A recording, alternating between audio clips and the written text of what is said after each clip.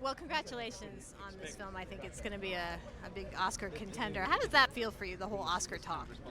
Look, it's a reflection of audiences, really. I think the film's only screened to about 8 audiences, but it's suddenly on the internet and on blogs and whatever. But those 8 audiences have been thrilling for us. I mean, when we first screened it in Telluride, we had no idea the kind of comic energy the film was going to unleash, because everyone thinks it's going to be a fairly dry event or something. Whatever the commentators talk about, I mean, that's a long way down. We just have to wait for, members of all of those voting bodies to see the film and make their consideration. The good thing is being in houses where people stand up and clap, and to me it's felt a bit like being in a play. You know, you get the immediate feedback where a standing ovation tells you a hell of a lot about a mass response to a story. What was your favorite part about playing this role and working with Colin? Favorite part about playing the role was that he was an Australian character and that he doesn't seem to fit whatever people might assume are the internationally recognized cultural stereotypes, perhaps. And we got all that from reading about his life from within his own diaries. He strikes me, from what I've read, as a very decent, rather dapper kind of fellow. The most telling things were the letters that he was still receiving much later in his life from World War I shell shock victims who were decades later writing back and thanking him for the friendship that he'd created in their working relationship, So he must have had something good going on. Must have been fun to play someone Australian as well, being that you are Australian. Well, indeed. I mean, I've been trying to, I've been asking everyone who can tell me the names of Australian characters in international storytelling. And I always stop short at, a very funny performance of Robert Downey Jr. in Tropic Thunder. He was basing that on some Australian actor. I'm not quite sure who. It wasn't me. What do you think it is about the royal family that fascinates people so much? That is a big part of the film, because, when I first read it, I thought, wow, this is a fascinating story in itself, just because you've got somebody who comes from a major dynastic, millennium-old royal heritage, who meets a nobody from Australia. How do they meet? I mean, and what happens when they do meet? And it's the detail of that I think that gives the story its value.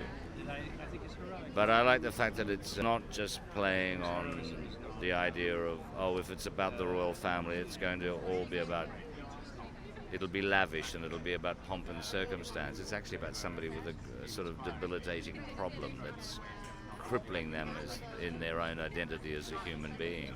And maybe that's why audiences are connecting with it, because it's genuinely more personal, going behind closed doors and looking at two anti-heroes, really. And how is Pirates of the Caribbean 4? How's the filming going? I have a week to go, and we've just been shooting one of the really big set pieces, and it's amazing. Fun all over again? Fun all over again. The great thing for me is I get to work with all these actors that I never in a million years would I get to work with them in the theatre, for example. I was working with Richard Griffiths last week, who's come in to play George II, and I'm on his team, so I'm mentoring his great-great-great-grandfather. Oh my God. That's amazing. That's all I do now, is I mentor Kings. I mentor British royalty. All right, well, thank you very much. It was great to meet Thank you. Thank you. Good luck. How did you prepare for this role?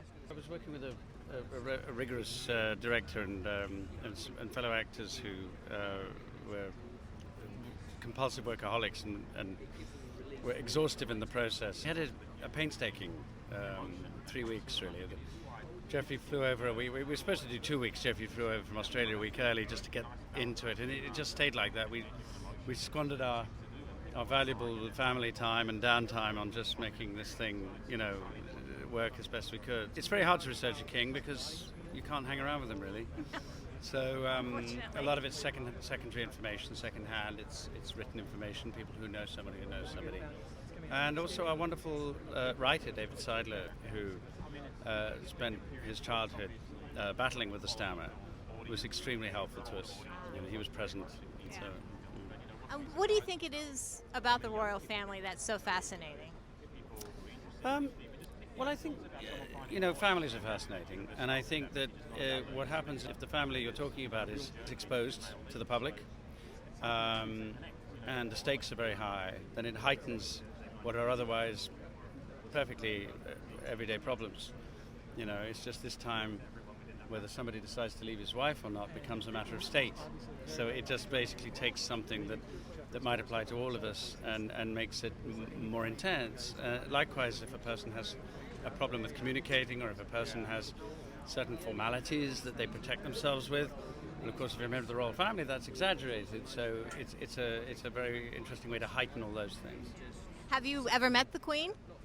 I have. Was there any reaction from the royal family? Have they seen the film? No, there won't be any reaction. They're not in the business of making comments on either positively or negatively on this sort of thing. This isn't the first film that's dealt with that family, and it won't be the last, and it certainly won't be the first that hasn't been publicly commented on. And that's quite right. I mean, I think that you don't have to be a member of the royal family to want to keep your family life to yourself. Or to want to withhold comment.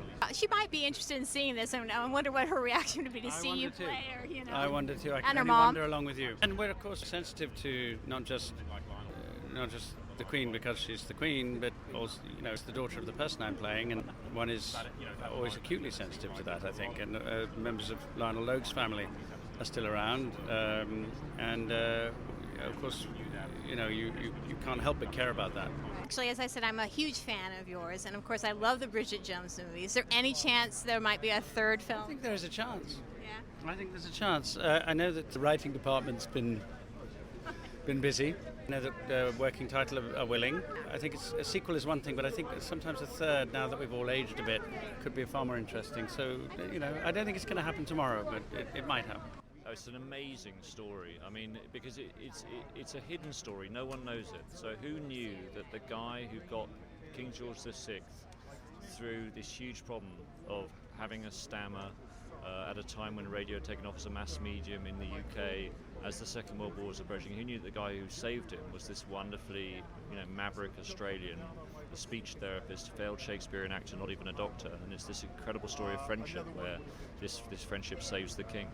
What kind of research did you have to do? The most amazing luck we had was that 9 weeks before the shoot, we tracked down the grandson of the speech therapist, Mark Logue, living 10 minutes away from me in London, and he in his attic had a handwritten diary account of his relationship with King George VI.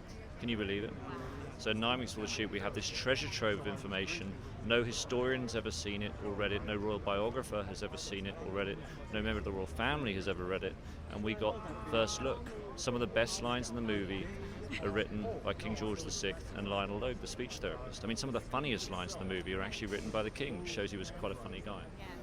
And you worked with two incredible actors. I mean, how was it working with Colin and Jeffrey on this? Jeffrey describes the relationship of us three as a triangle of man love. It was wonderful. I mean, they're such geniuses. They're both fiercely bright. They're fiercely enthusiastic. They're so talented, and they became really good friends through the process. And that's the best thing I can say about them, is that I'm incredibly, hugely fond of them. Commitment to this film has been extraordinary. The way Colin got inside the head of this character, and Jeffrey. No, it was one of the great experiences of my life working with these two. Are you ready for the next experience of your life, the Oscar race? Because this is getting so much buzz for that. I mean, how do you feel about all of that? What race are you talking about? The Oscar race. Oh, is this something? Yeah, that's something that happens. Yeah, it happens every once in a while. Every year, actually. Look, the film comes out on the 26th of November, Thanksgiving weekend, and I'm just focused on making sure a lot of people go and see it, because I've sat in many audiences now in Telluride and Toronto, LA and New York, and it really makes people laugh. It really makes people cry. It's a really uplifting movie, and in these dark times, I think it's great to have an uplifting movie out there in the world.